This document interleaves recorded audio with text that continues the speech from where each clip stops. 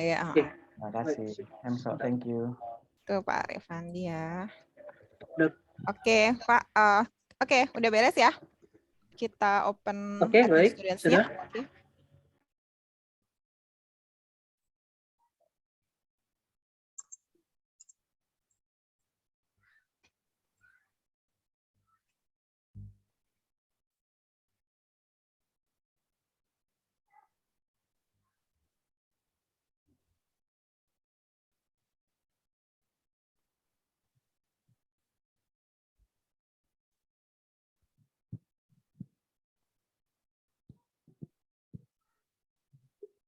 Oh, when more than 400 participants. Are you all right, Ruby? Amsterdam is nice, the weather.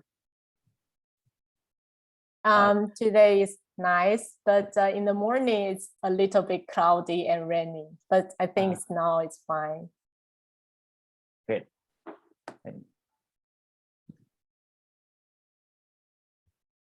Okay. Good afternoon, ladies and gentlemen and Binus students. Thank you for logging in and joining us on Binus Virtual International Seminar. My name is Dita Ranianggreni from Binus International Office, and I couldn't be more excited to share this wonderful session with you as your host. We welcome you to today's discussion and presentation on Indonesian's films programming in Taiwan under new Southbound Policy era. Firstly, allow me to warmly welcome our distinguished speaker and presenter, Ms. Ruby Hsieh I-Hsuan. Hello, Ms. Ruby. And also our moderator for this session, Dr. Eki Permana from Dr. Eki Permana Imanjaya from the Film Department of Binus University. Hello, Pak Eki. Hello. And before we go any further, I'd like to share you with some housekeeping rules. Okay.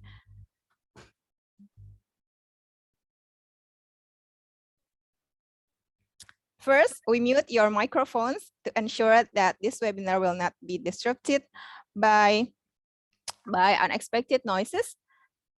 And second, we would be very happy to see your beautiful faces on your screen. So please join us with your camera on. And third, for Binus students, participants, please change your display name with your student ID followed by your name. You can see the format and the example on your screen. And for during the Q&A session, during the Q&A session, if you have anything in mind, please let us know by typing out your question on the chat column. We will read your questions after the presentation is finished. And last but not least, please remain until the end of the session as you need to complete an exit ticket. Exit ticket is required to record your attendance and to claim your S80 points.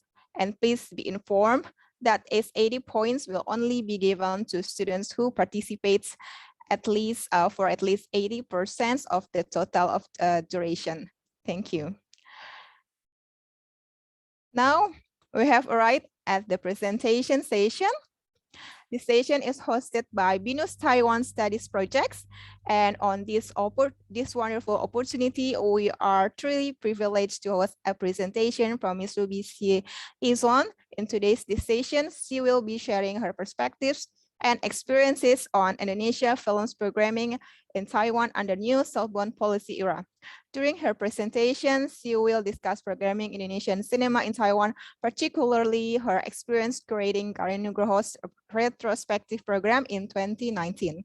Ruby will also share her observation about screening Indonesian films for Taiwanese audiences, including programming on some works of other talented Indonesian filmmakers, as well as her perspectives on other film screening events relating to Indonesian cultures in Taiwan this year, especially under the Taiwan government's new Southbound Policy. And to lead these sessions, I'm happy to hand over the screen to our moderator. The time is yours, Dr. Eki. Thank you. Okay, thank you, Bu Rita. Good afternoon, ladies and gentlemen, our students and Binusian and non-Binusian, and I'm very glad today because we have the honor to have Ruby Hsieh. Can I call you Ruby, right? Okay. Because I remember in 2017,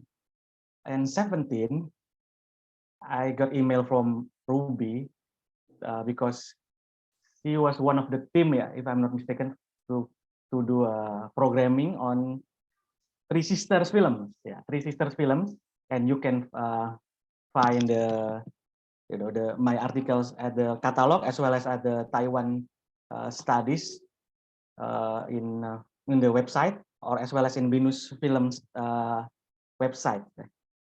So it's the first one is 2017, programming about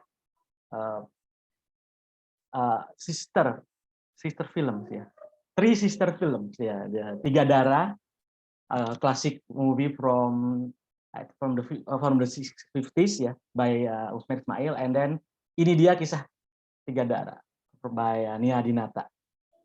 And in 2019, Ruby also invited me because she had film programming on Indonesian film as well, this time focusing on Garin Nugroho. So for the second time, I wrote an article about the program, and it was also published at the Taipei Film Festival. But Taipei Film Festival is only one of Ruby's activities. Yeah, if I can read the CV, Ruby is currently an Amsterdam-based independent film programmer. She is also part of a selection committee for the New Talents competition in Taipei Film Festival, programmer of a Women Make Waves Film Festival.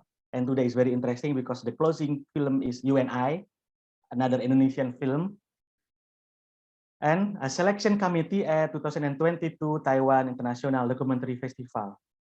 And if anybody didn't know me, my name is Eki Manjaya. I'm from film department at Binus University. So hi Ruby, thank you for being here and for sharing your experience. First of all, let's start with the current progress, yeah, because few days ago I just found out from Instagram, Fanny's Instagram, the director of UNI, that her documentary, it's a very lovely documentary titled UNI, was selected as the closing film. So probably you can start with this good news, yeah, because more and more Indonesian films were screened for Taiwanese audience. Yeah, the floor is yours. Yeah. Yes. Hi everybody. My name is Ruby Hsieh I-Hsuan. I'm very glad to be here. It's my pleasure to be here. Thanks Binus University and Professor Eki for organizing everything and inviting me with so many amazing people online in the Zoom, sharing my experience programming Indonesian films in Taiwan.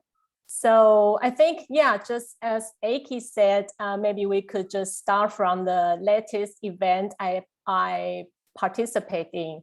I will share my screen to show you some picture.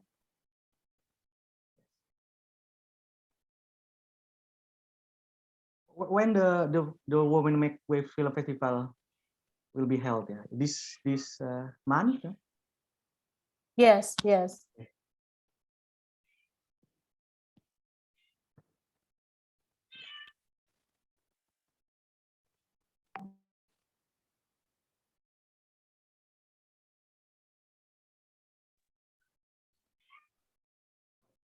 Yeah. Can you see the screen clearly? Yes. Okay, so yeah, talking about the Women Makes Waves International Film Festival. First, I'll give you a general image about this film festival because we choose UNI and Indonesian documentary as our closing film. So I work with Women Make Waves Film Festival as a programmer this year. It's the only one film festival that's dedicated to the female filmmaker in Taiwan. It's founded in 1993. We're programming those films made by female and relating to queer stories. So this film festival has Taiwanese competition and of course, other non-competition programs. It shows around 60 to 80 films in a year. The theme of this year is impure, because we try to shed light on the idea of the queerness that keeps transforming along with the reality. Especially under this pandemic, we hope to bring up this idea that even we are different, but we still could live together in a society as a mixture or an impure community.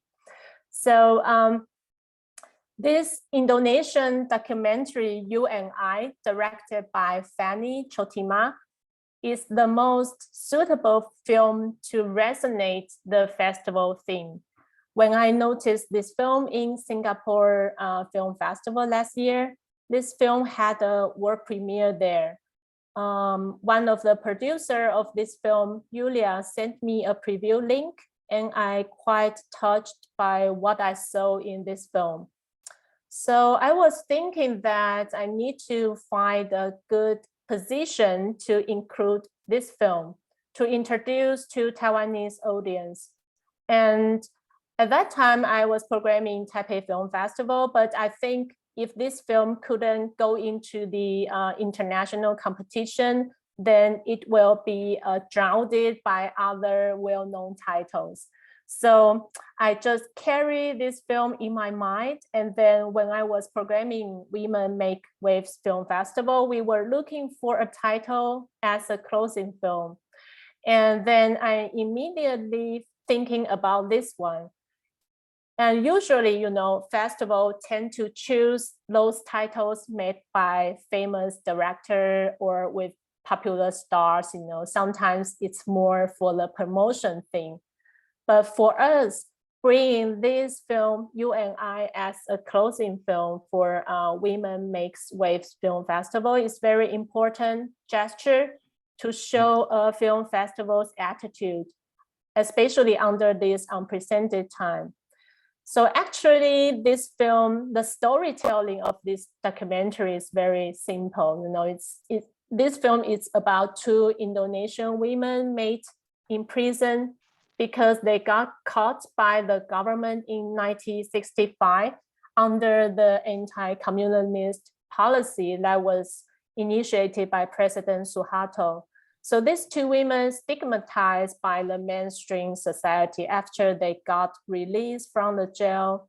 They lived together as a lifetime partner until one of them were sick and passed away. And they very afraid to marry or to have a family because they're still traumatized by the experience in jail. So even after they were back to the society, somehow became an analogy for them because the people mark them as communist. So yeah. I think this documentary is just filming about their daily lives, their relationship in their dead age. You know, because as a Taiwanese who also grew up on the American side of Cold War, especially we were under such a situation that we should defeat communism China. We Taiwanese represented the democratic Chinese during Cold War. We were under such an ideology for many years, especially my parents' generation. They are so-called post-war baby boomers. They often heard that communists were evil people. So I think this kind of notion quite widespread across Asia during Cold War. So nowadays we know this kind of ideology mainly shaped by the political propaganda. Still, I think there is very little discussion actually. So I think this documentary, You and I, is very important film that we as a Taiwanese should know. I'm very looking forward to this film because I hope this film could open up some discussion. And I think the most important thing for me is this film shows humanity in a very gentle way.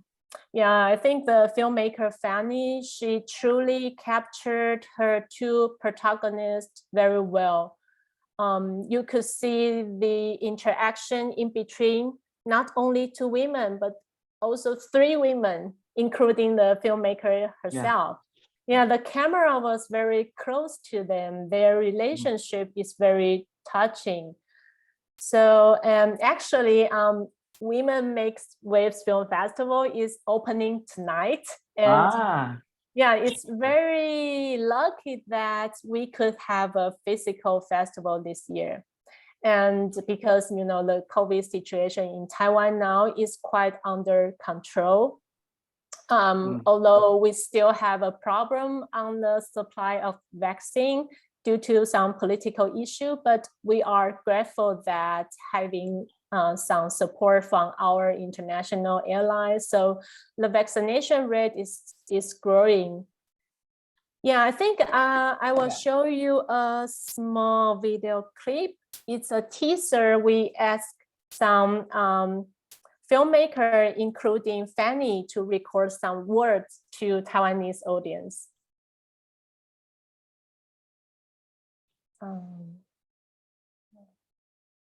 Don't forget to tick the sound, yeah. Yeah, I will. Yeah, great. At the moment.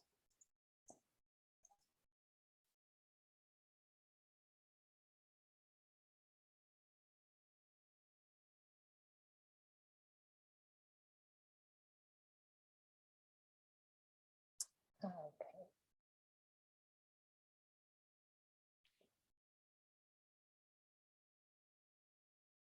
Yeah. Hello. Hi. 안녕하세요. Hello, dear friends and film enthusiasts. 국제대만 여성영화제 관객 여러분, 반갑습니다. I'm Monika Treut, a film director and producer from Germany. I'm Jana, nice to see you. I'm so happy the festival is able to show you my film, Dorian Gray in the Mirror of the Yellow Press. I never imagined that this film will. Yeah, this be is fun. Fanny. I'm happy that Kamina and Kustalini's stories is well received. So now I wish you a lovely screening and have some fun with the wonderful protagonist of Generation. Thank you very much.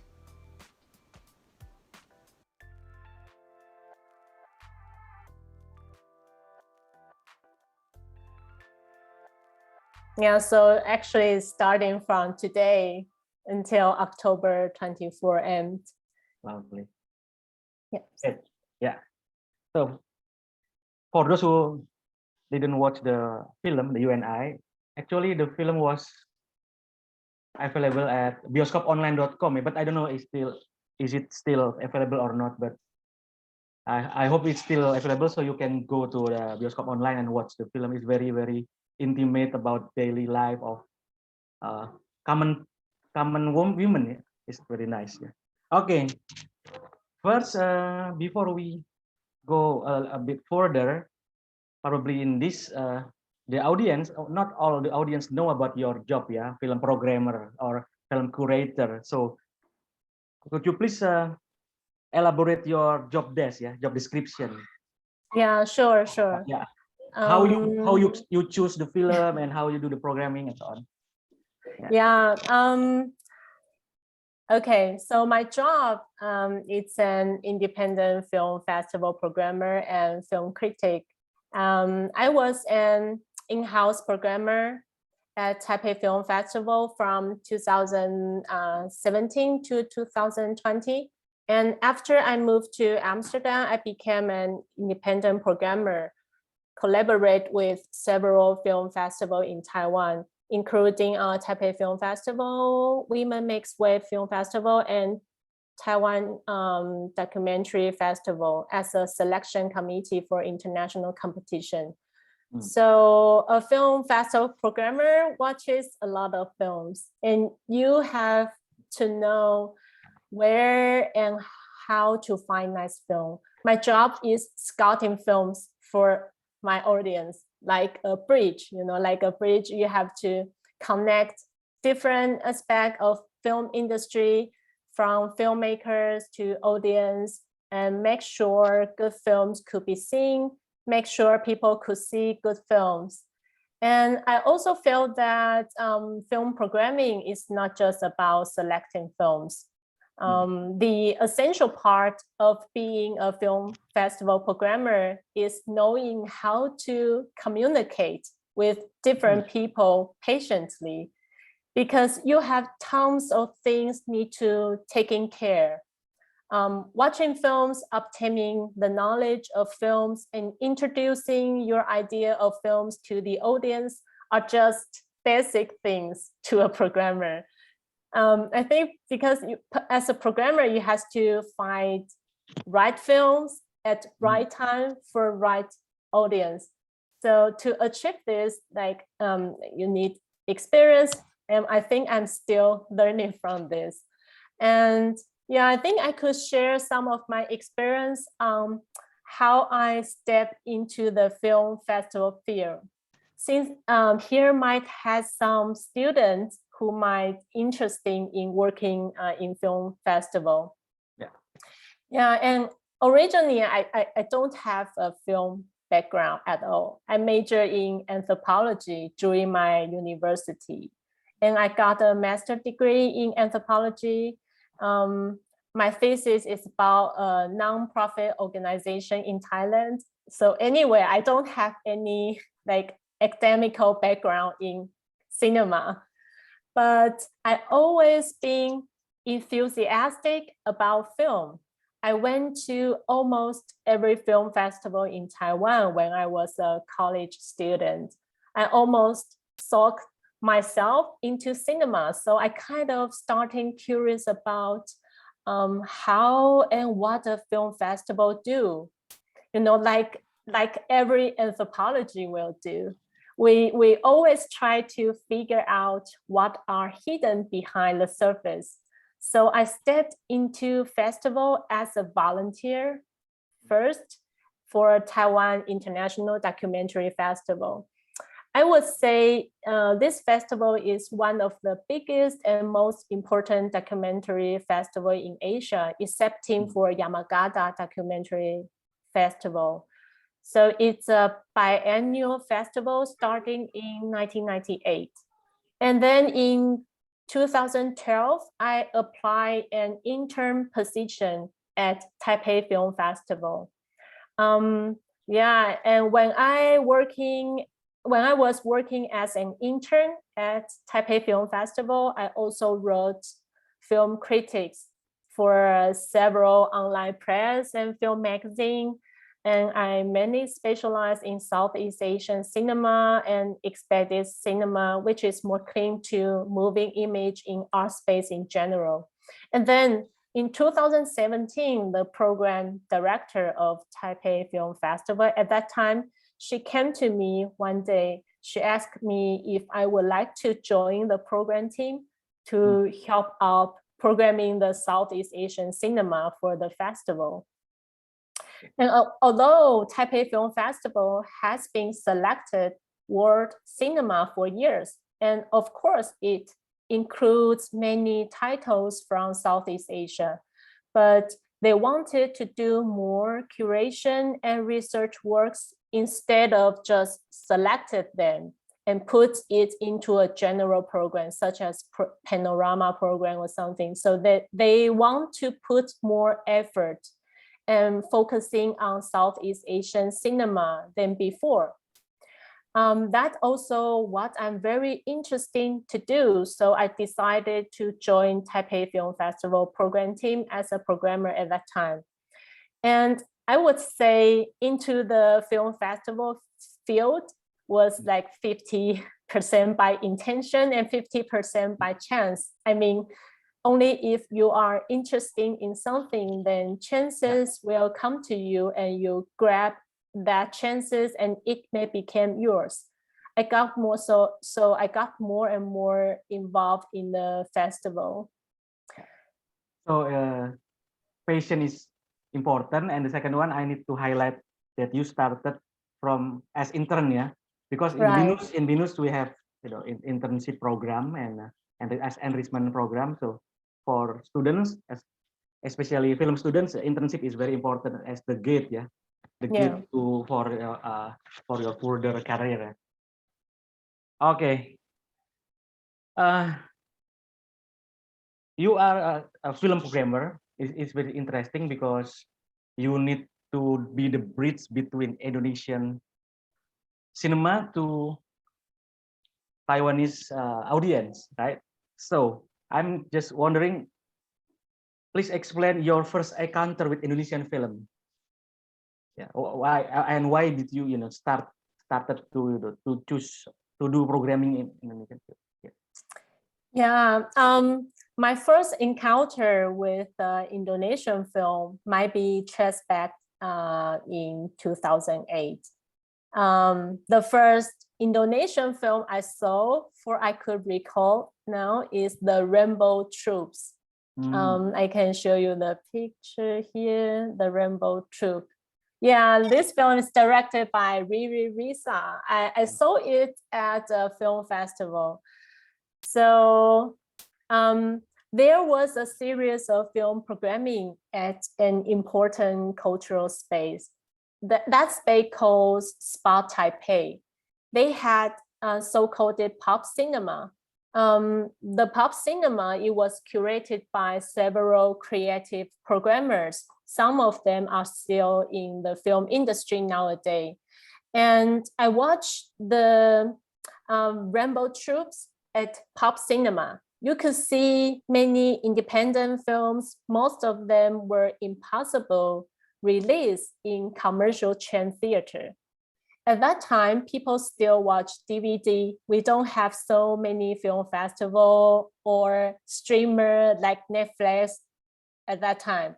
So basically, you could say if you want to see something strange, something different, something unfamiliar, something underground, you should go to pop cinema because they had very creative, progressive, curatorial at that time.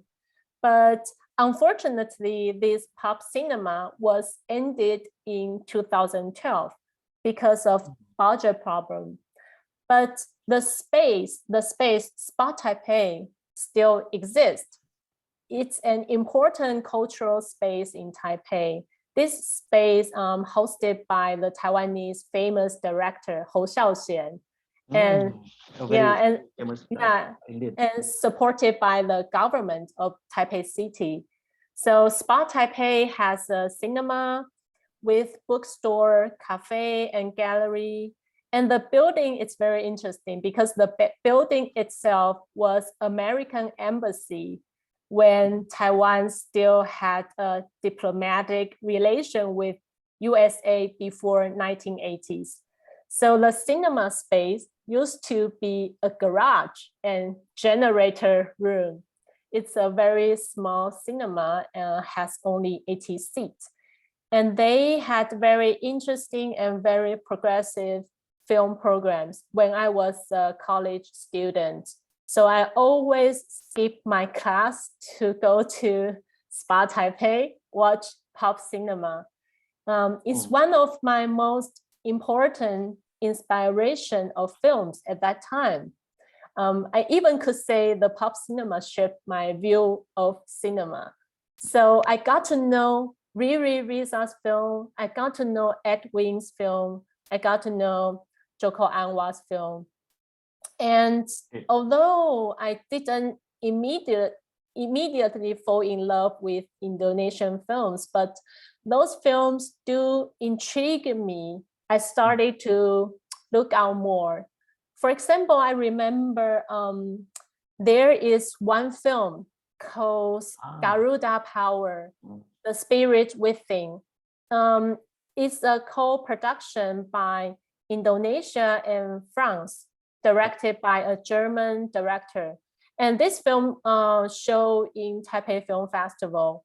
It's a documentary relating to the film history of Indonesian action movie. So which is a very popular genre film around the world.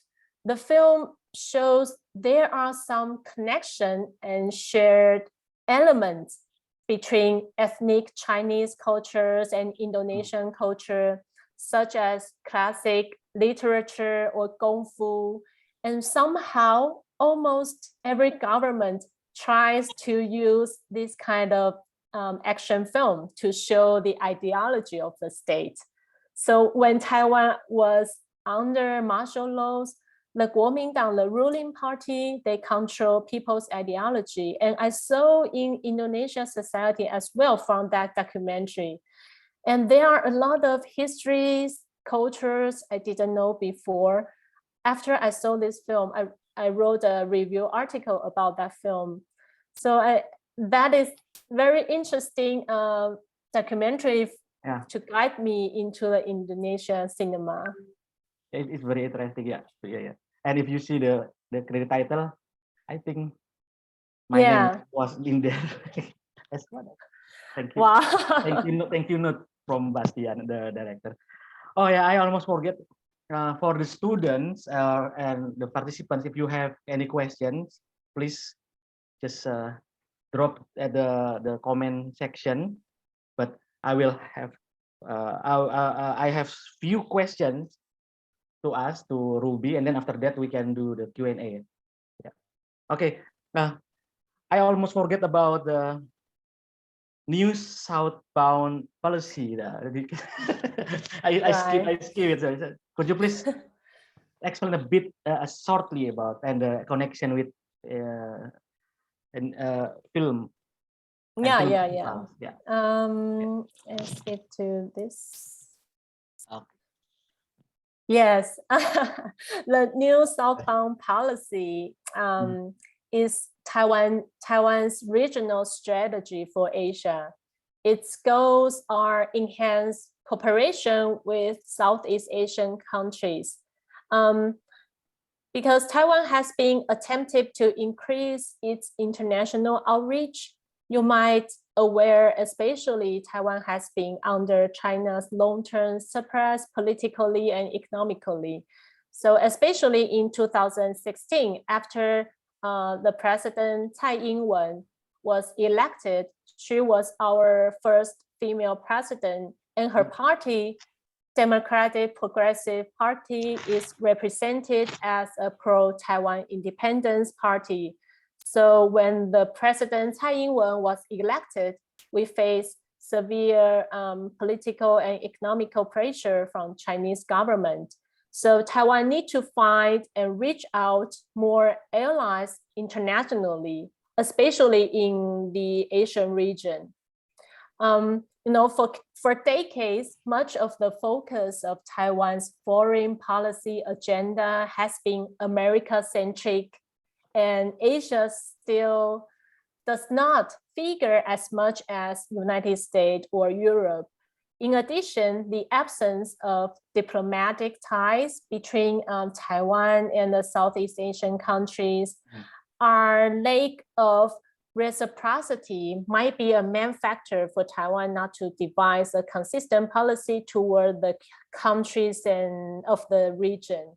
So in short, new southbound policy aims to enhance cooperations and exchange between Taiwan and other countries in Southeast Asia. However, a long-term framework to engage the countries under the policy is yet to be formulated. Economic relations are moving ahead, but aspects such as cultural and people-to-people exchange is still lagging behind. To address the gaps in the new southbound policy, it is crucial to cultivate people-to-people ties. So we think cultural exchange could play an important role here. We've had many cultural initiatives relating to this policy in different aspects. such as film, literature, contemporary art. So we're trying to create mutual benefits for both sides. So this is the general background of new Southbound policy and why we're starting to put more effort to programming Southeast Asia cinema. But I'm not saying the main goal to program Indonesian films is because of the new Southbound policy. I'm not saying that, but this policy helps a lot. It creates opportunities for people who are interested in Southeast Asia cultures. What we do is trying to connect people and introduce the diversity of world cinema to Taiwanese audience. So the policy directly or indirectly paved the way to to Southeast Asian culture, cinema, and so on to be more accessible for Taiwanese audience, right? Right. Okay, let's get back to. Sorry, I just need to get back to the latest programming the Garin Nugroho. Focus on Garin Nugroho Nah, please discuss your experience for curating Garin Nugroho's films and why Garin? Why Garin films are important to be shown for Taiwanese audience? Yeah, I think I can start from the first beginning, and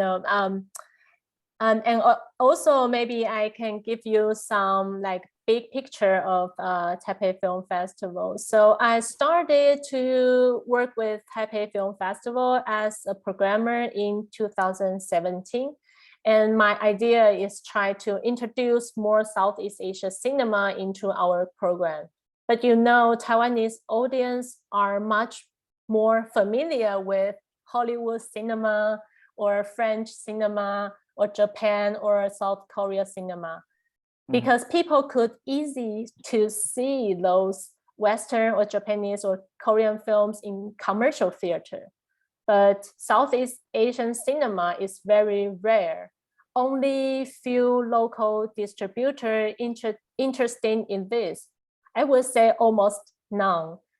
So some may be distributed mainly because it's made by big names. For example, you could see the poster, the picture here. Those films were directed by Edwin. This film all released in theater in Taiwan. I think the reason why Taiwanese distributor decide to buy this is because, for example, the poster is a young adult film. Young adult film always has audience. And it is because it looks like a romantic story. And although it's a horror movie in the end for me, and also because we had Edwin's previous work few years ago in pop cinema. So some Taiwanese audience already noticed his film. So he might have some audience base in Taiwan. And that's why his new film like Aruna and her palettes also released by the local distributor. So you could see the pattern in film distribution in Taiwan.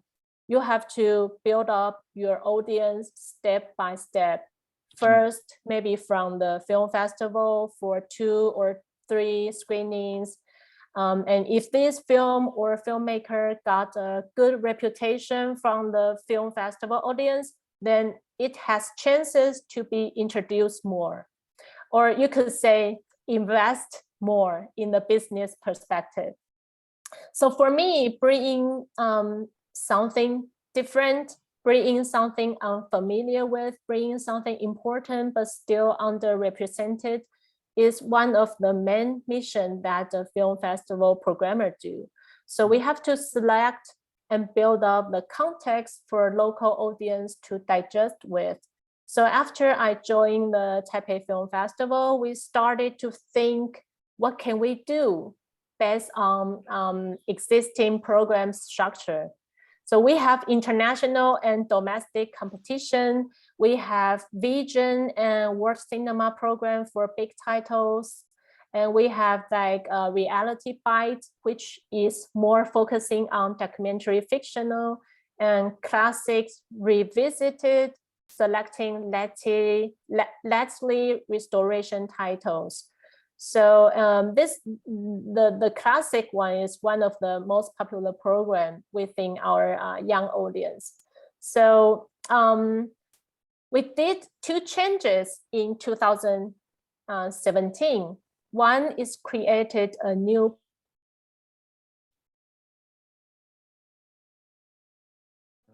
Asian cinema, especially from Southeast Asia. So in 2017, we programmed Future Lights, New Voices from Southeast Asia. And this program including 12 short and features made by emerging Southeast Asian filmmakers. For example, we screened The Year of Monkey made by Vegas. And we screened short film from Indonesian filmmaker On the Origin of Fear made by Bayu Pinhantoro. And also Joseph Ng's film Solar Solitude. So we also selected one of Garin Nugroho's new work at that year. That was 2017, A Woman from Java. And A Woman from Java, it's my first encounter with Garin's film. It's quite a shame that we didn't know his work earlier. But after I saw A Woman from Java, I was quite impressed by how he just used a stage scene with only few characters to tell a story in a very beautiful way. So this film interweaves the colonial history of Indonesia and the personal story of young woman. She is 9 and taking care of her old and sick Dutch husband. I think this film tells in a very elegant storytelling. It sheds light on a small protagonist so well, both on the plot and the art form.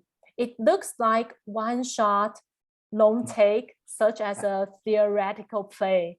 Yeah, but the camera is still without any movement and the storytelling is so beautiful. And this film shows Garin as an author master without any doubt. So after I saw A Woman from Java, I did some research about Garin. I found his works are so diversified, from documentaries to features to theater to live cinema. And the theme of his works are diversified too, from historical trauma, racial and religious issues, traditional cultures, and the conflict between contemporary society and the past. And because Indonesia is such a diverse country, you know, you have so many islands, you have so many different communities, languages, and cultures, and that are very beautiful. And Garin's film shows this diversity of your country. So besides, I think his films are quite important to Taiwan, you know, because I think Indonesia and Taiwan share some similar pattern of history. For example, we all have colonial histories. Taiwan was colonized by Dutch, by Spain, by China, and by Japan. We all have been through, can you see the screen right now? It's an iPhone, iPad. Okay. So maybe I have No to, problem. yeah, I think I have to reshare again. It's fine, just take your time. While you are preparing your PowerPoint, the Aruna and Possessive are available on Netflix ya. Tadi Solo Solitude is istirahatlah kata-kata. I think it's available somewhere in one of the OTT by Joseph Anginun. So in Indonesia, we need to know what to watch and where to watch. because so many Yeah. OTTs, Netflix, Genflix, Hotstar, or something.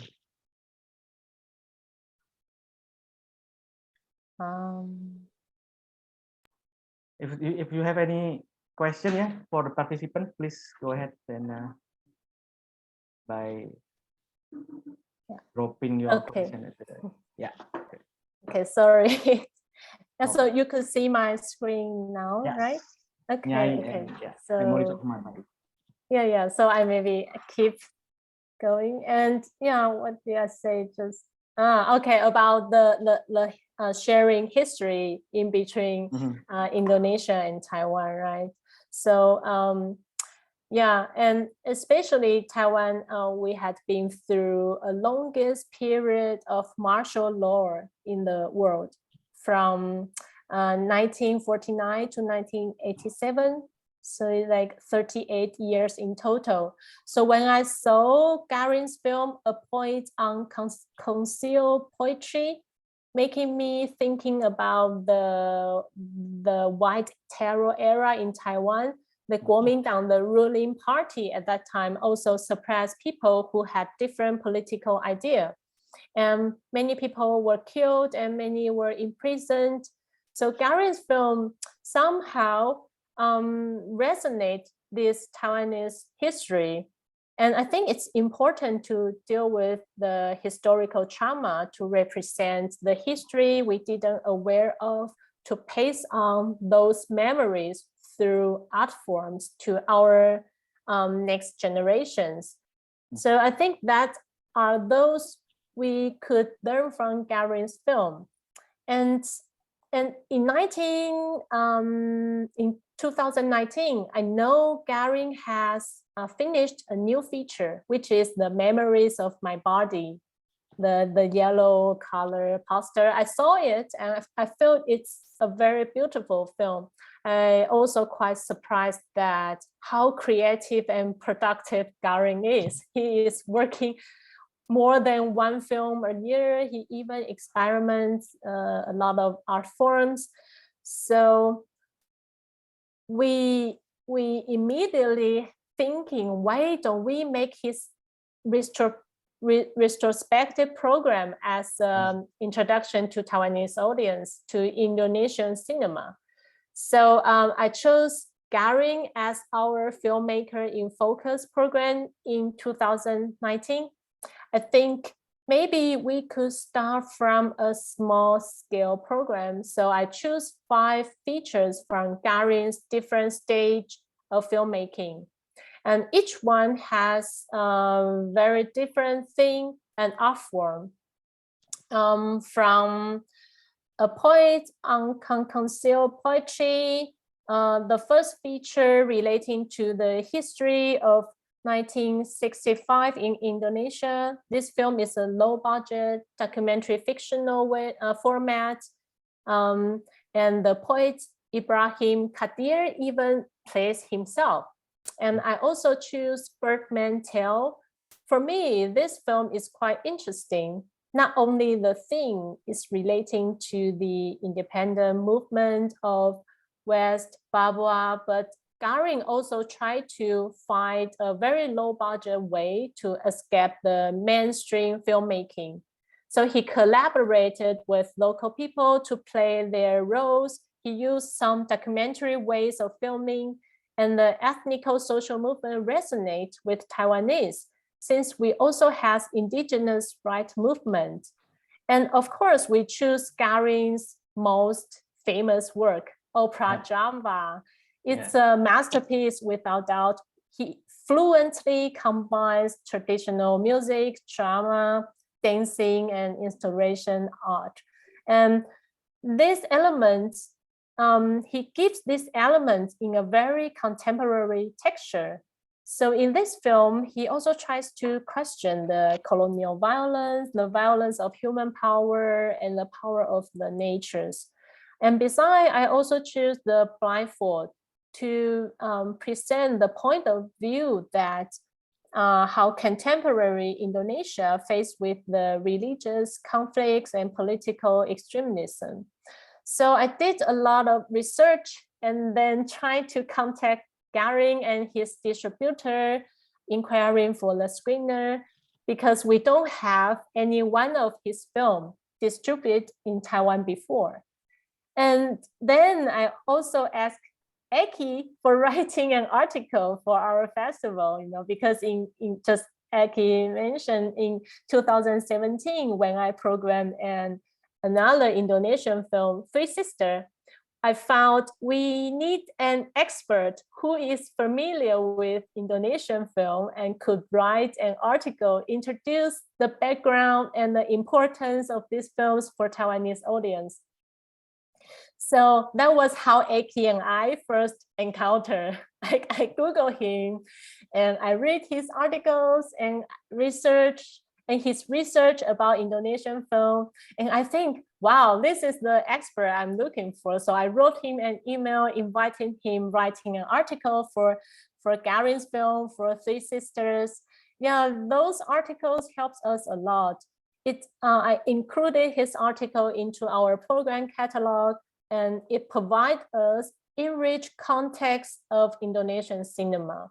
And then when I programmed Garin's retrospective, I also, invite Aki's, his article and to introduce the background. And I think the finding the copies of Garin's film is the most difficult part, especially some of Garin's film were shooting in DV, in different formats, and in a very low quality or lack of English subtitles. So we spent a lot of time to collect all the screening materials we needed. For me, it's a challenging, but I'm very glad that we finally did it. Garin and his team helps us a lot. Although he is very busy, he almost agreed on our programming proposal immediately without any doubt. And he also showed his fully support to this program, squeeze his tight schedule to Taipei. So, and when I first Garin, I totally surprised by his warm and gentle, humble attitude to everyone he met. Although he is a famous filmmaker internationally, but he still to show his curiosity and open-mindedness to everything new to him. So I did all the QX section and master class with Garin, and I also did an interview with him for Taiwanese online media. And and you could see the picture there, the Taiwanese audience watching Garin's film. And the interview photo was taken at Spot Taipei, the cinema. It's like a cycle, from Spot Taipei and then ended up. Right. He shared a lot of his filming experience and ideas and how he see filmmaking, or you could say how he see art as a way to approach social issues and a gentle gesture to express and reflect his ideas in reality. So that's the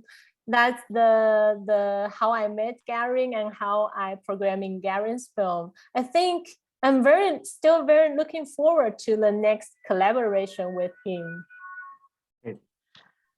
I think we still have 30 minutes left, but I think we need to give opportunity for the participants to ask questions. But but since you already prepared, go ahead with the Three Sisters. Oh yes, and Three Sisters is very important film for us, because that was in 2007. That year, as I mentioned earlier, we built up a whole new program, Asian Primes, and including many Southeast Asian cinema, and two of them are sisters. One is the original one, Tiga Dara, directed by the most important Indonesian filmmaker, Usma Ismaili in 1956. And I saw that film and found quite interesting. And so I was thinking maybe it would be nice if we put this film into our popular program, Classic Revisited, because this program, we usually show classic from Western or Japanese master, which Taiwanese audience are more familiar with. But after I saw Usma Ismail's Three Sisters, I totally intrigued by its dance and music. I think that might be a good starting point for Taiwanese audience. So we put this title into our classic program. And then after I saw the new version of Three Sisters, Three Sassy Sisters, directed by Nia Dinata, I know, wow, we have to put these two films together at the same time. It would be nice if we could compare these two different perspectives, different generation based on the same story. So we organizing an outdoor screening for Three Sassy Sisters during the festival, because the Taipei Film Festival usually happens during summer vacation. So we expected that audience would be interested in participating with their friends or their family. So we try to design this screening as a fun and lively screening event to intrigue Taiwanese audience to see Indonesian films. And through this new version of Three Sisters, we invite more younger generation to see the classic one as well. Okay, I think we need to give opportunity for the participants to ask questions. Yeah, and if we have time, we can continue with my question. Is there any question? I think I saw one. What is your definition of a good film? somewhere in the box. Yeah, and then another question.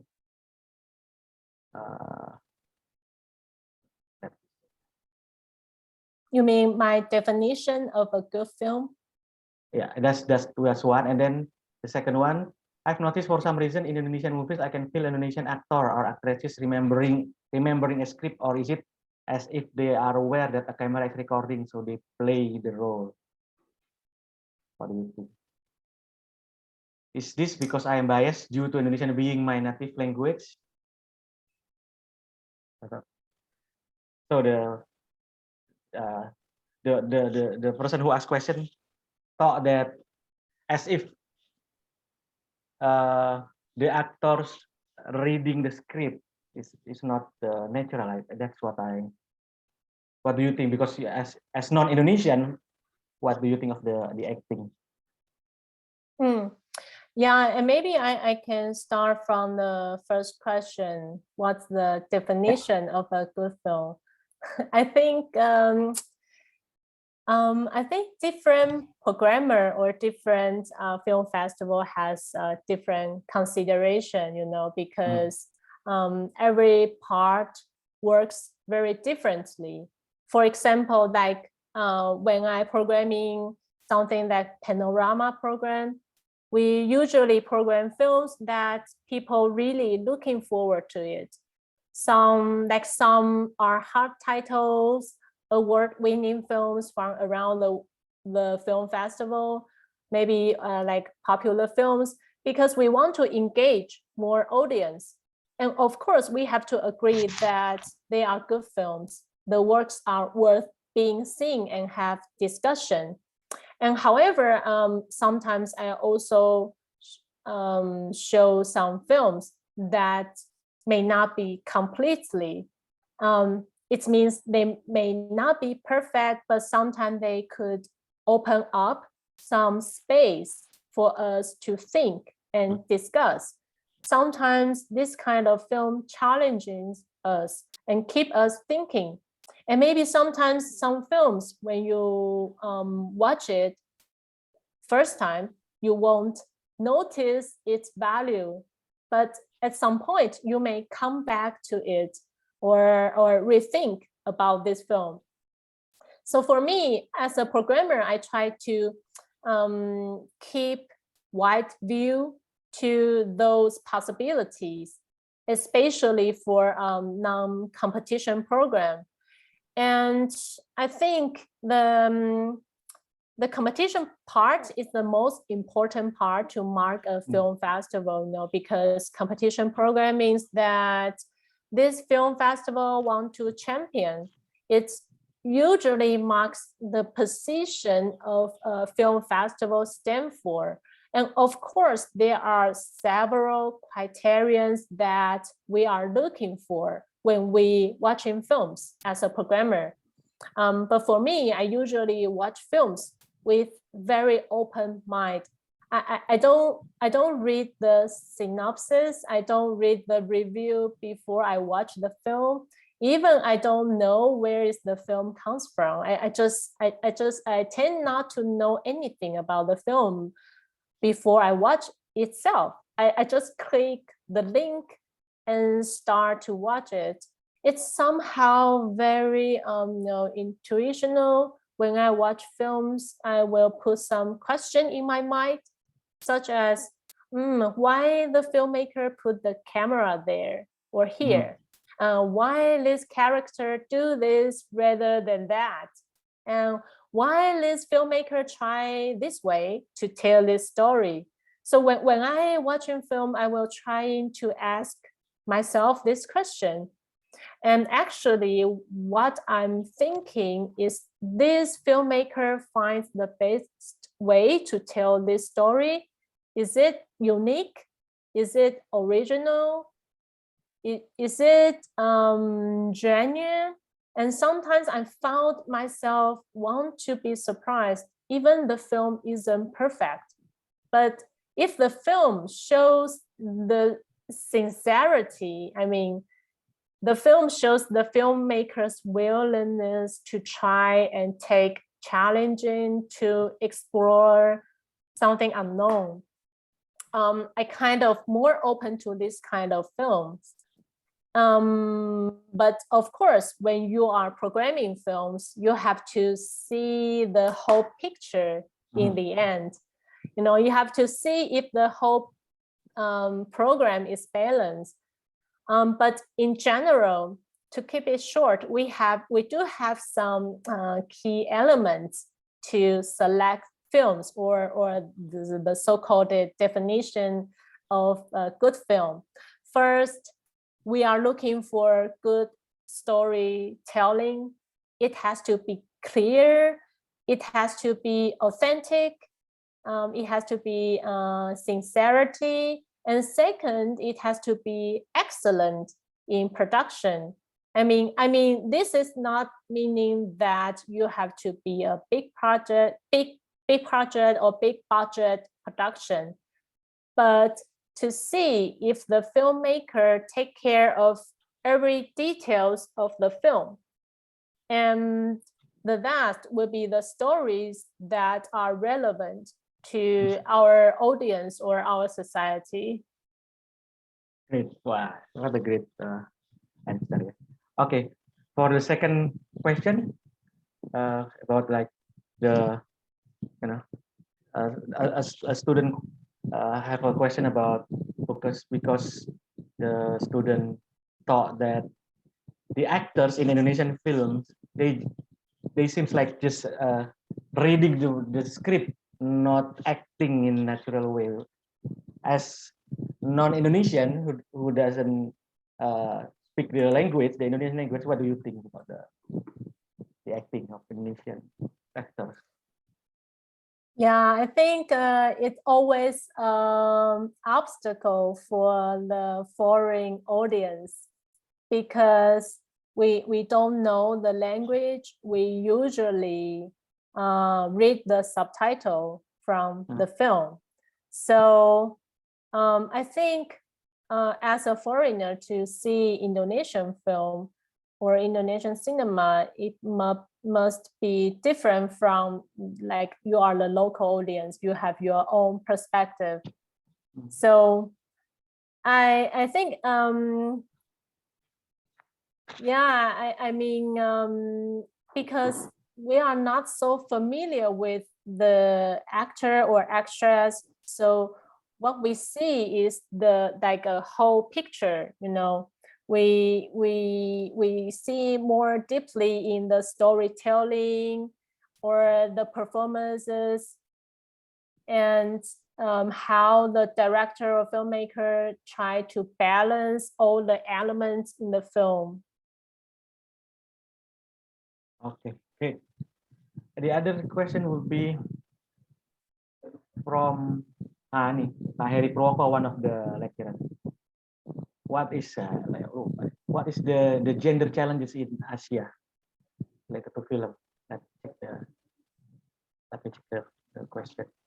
The gender what? Probably Pak Heri wants to speak. Pak Heri Purwoko. No? Sorry, what is the question? Let me, Okay. because I have difficulties. Let me check. The gender stereotype, I think. Yeah, You mean what is gender stereotype challenge in Asian film? gender stereotype?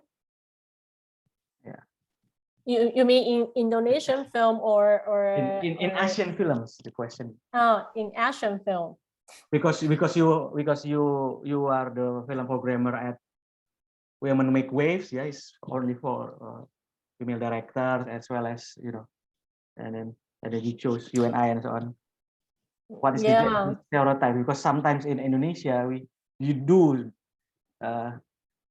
use stereotyping, yeah? Like and the typical whatever women should do like this, or you know, and so on. Yeah, I think for most of the like more commercial cinema, we see nowadays is still quite gender inequality. You know, I mean, it's not so balanced, and it's always has stereotype on women or men as well. So that's why we want to open up a space for more independent films or more female or more queerness filmmakers work to be shown.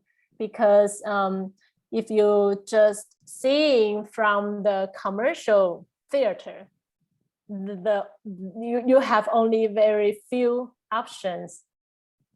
And I think this scenario is quite still exists. I mean, still exists in many Asian films.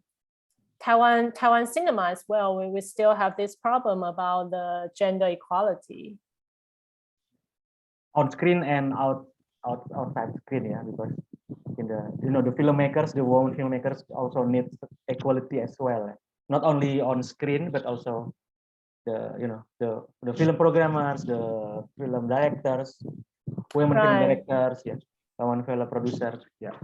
Yeah, especially in film industry. I mean, if you see the film screening in the theater, you will find out mainly directed by male director.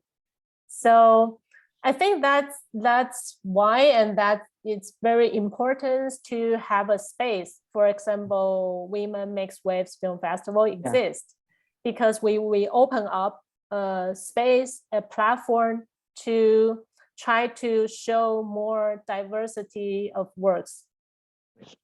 Yes. Okay. Thank you, Ruby. Next question. Hi, Ruby.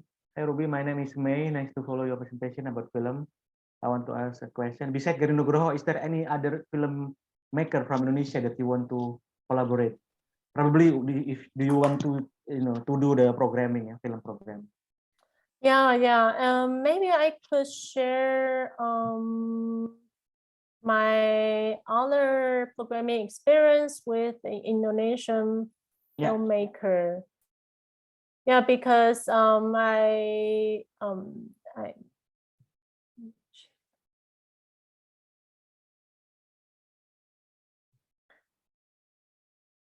Yeah.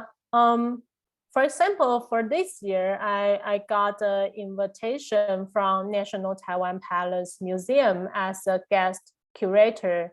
So it's one of the most famous museum in Taiwan, and it has southern branch.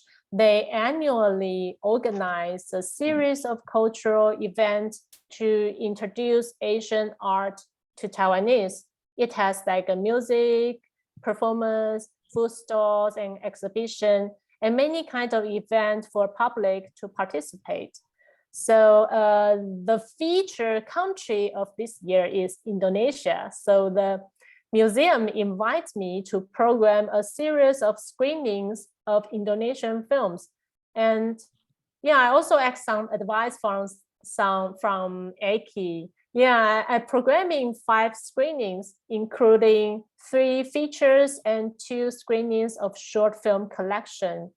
And yeah, and 9 short films relating to Indonesia in total. The idea of this program is trying to reflect and resonate the current issue in Indonesia and Taiwan nowadays, including religion, ethnic, and the cultural diversities.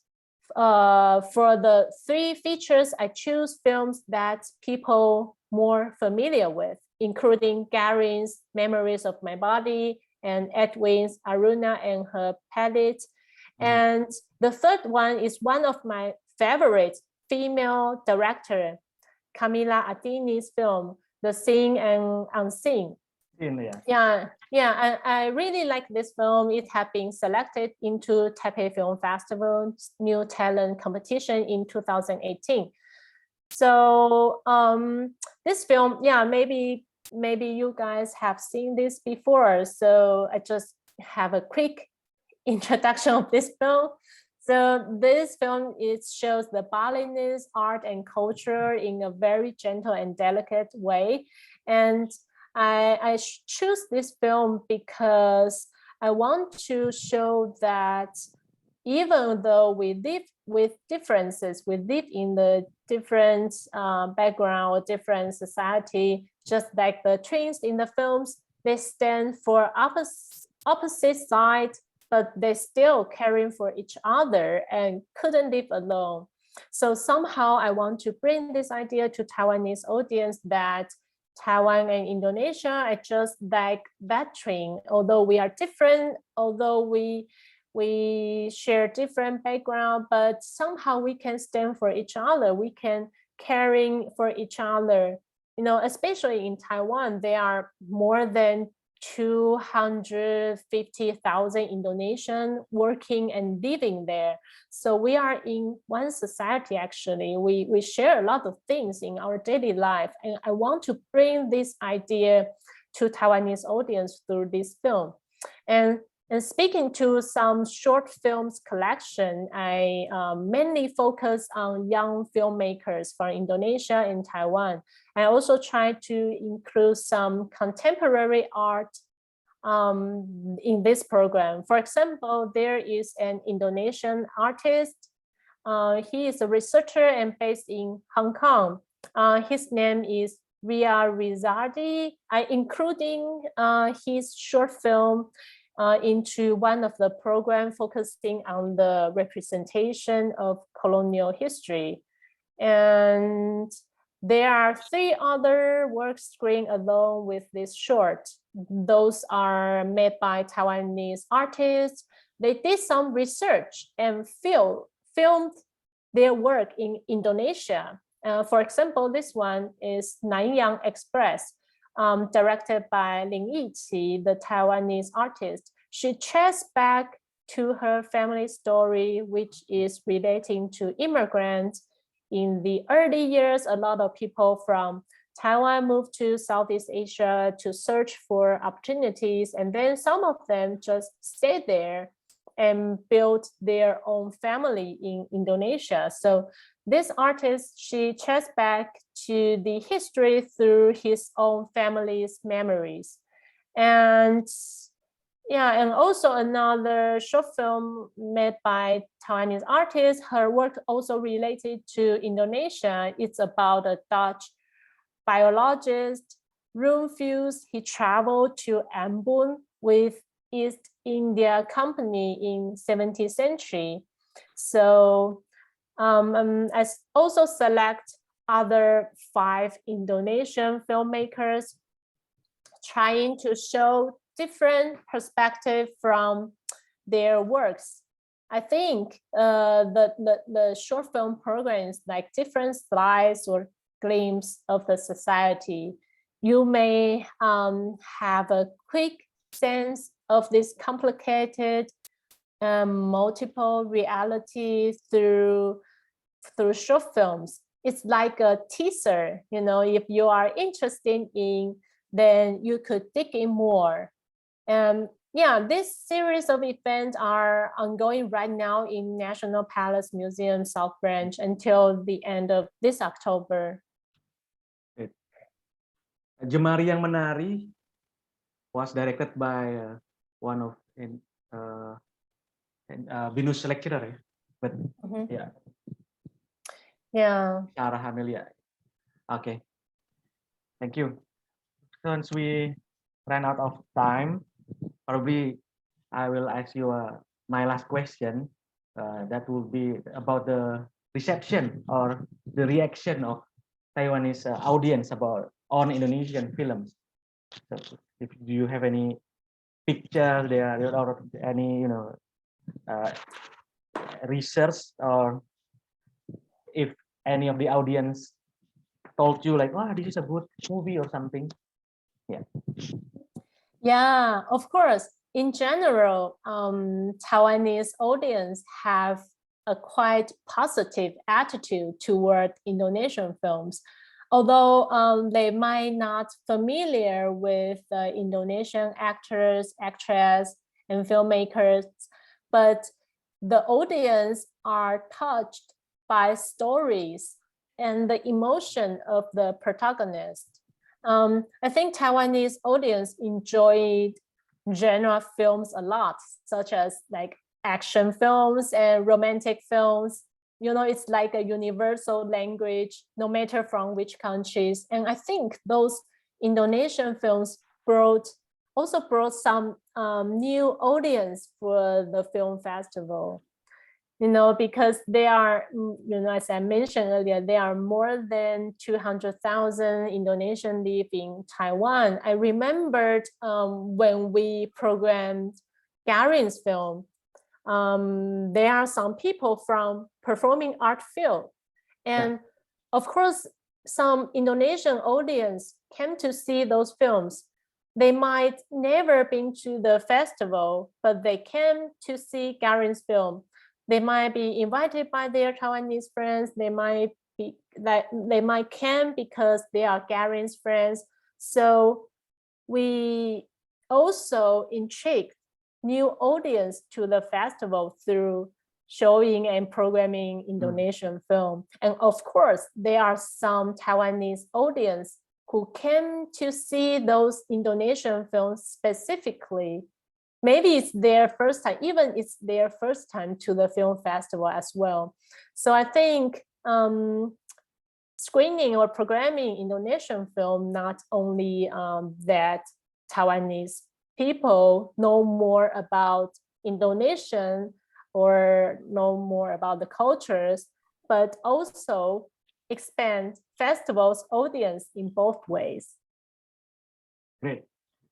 And last, do you have any thought about the hope for more collaboration, or the future of collaboration between Taiwanese film industry and Indonesian industry, or is there any topic on your PowerPoint presentation that not have been covered yet? So please go ahead with your closing statement.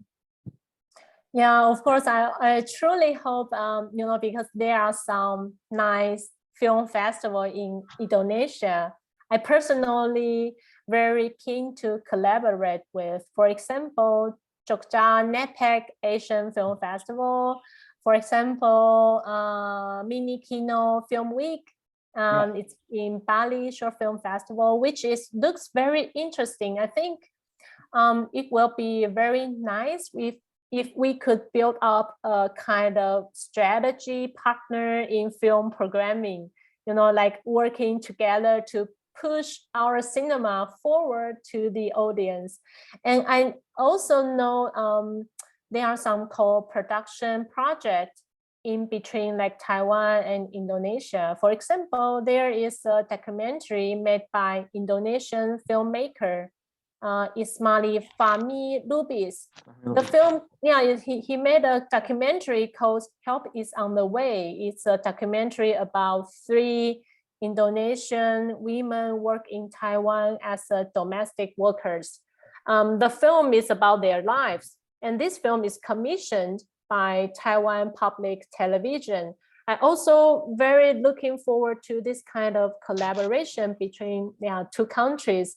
And because Taiwan is not like recognized as a nation internationally, so we don't have like a legal status in many international organizations, and that's why we somehow absent in many international occasions. So I think this kind of cultural exchange events are very important to us. I truly hope that we should do more. And of course, I think that Binus University is doing right now also very important. It's a good opportunity for both of us to build up collaboration. And I'm also looking forward, maybe we could organize more some, like Taiwanese film screenings, or Indonesian film screenings like this, like online, or in the future, to introduce more film and more cinema to Taiwanese or Indonesians audience. Great. Okay. Unfortunately, we don't have much time. I still have 4 minutes, so I'd like to thank Ruby. Thank you for being here and sharing your knowledge and your experience. Hopefully, we can do more collaboration in the near future. And thank you for the participants, including the students, the lecturers, and everybody who are joining and who are asking questions. I'm sorry that I cannot, read all the questions because we have limited time. So for me, it's the I think it's the end of the program. Thank you very much, and I will give it back to Budita. Thank you, Budita. Thank you so much. Thank you, Dr. Eki, for leading the sessions. And students, that concludes our webinar today. On behalf of Binus University, allow me to express our most sincere gratitude to our speaker, Ms. Ruby. Once again, thank you so much, Ms. Ruby, for allowing us to learn from you today. It was such an insightful and a valuable learning experience. We also would like to thank everyone who has made this session possible. Now that we have reached the end of the session, I'm inviting you to join a group photo with our speaker. Please turn on your camera. And somebody is asking me about the exit. Later. Yeah. Okay, great. Okay. Okay, I'm counting down. 3, 2, 1. Okay. And for a second. One more time, I think. 3, 2, 1.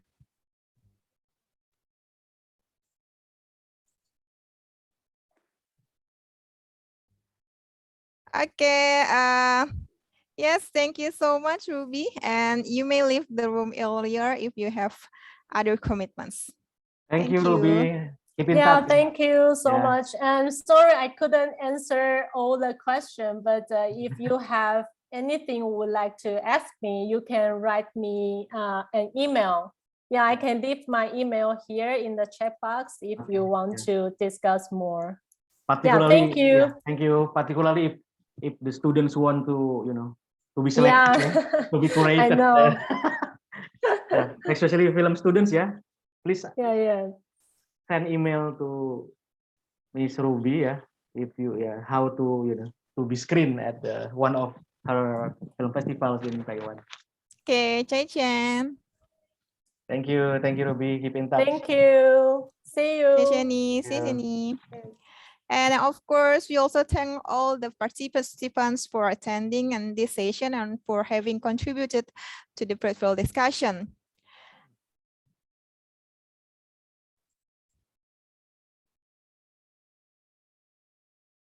And now on your screen, you have the link to the exit ticket.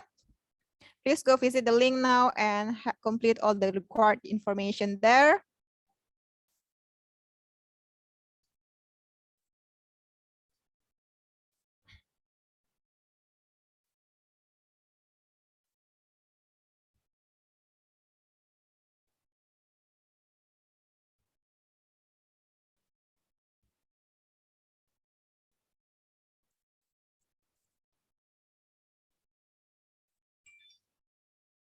So you can also see the link in the chat column.